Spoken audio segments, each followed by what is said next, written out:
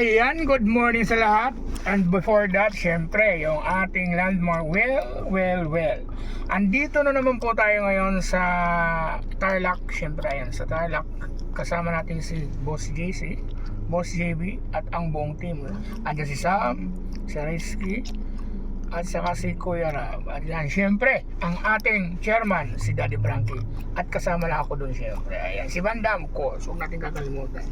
Maghahanap kami ngayon dito ng mga, siyempre, kababayan nating medyo napabayaan ng pamilya o yung mga senior na wala nang nag-aalaga na napabayaan din ng kanilang mga anak. Ayan, so yan ang ating ngayon, mission ngayong araw na ito. Bago Bandam, tayo umuwi ng Makati. Ayan. Iyon. Yes, andito naman si Bandam. Bandam. Anong mission mo ngayon dito? Mga tutulungan natin lolo, mga sinyon, kabayan, mga dulang, mga nanay, tatay, mga kapatid, mga tamiya.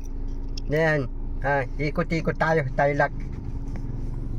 Ayan, so abangan nyo kami sa susunod naming destinasyon na sunod na barangay. Ayan, bye-bye.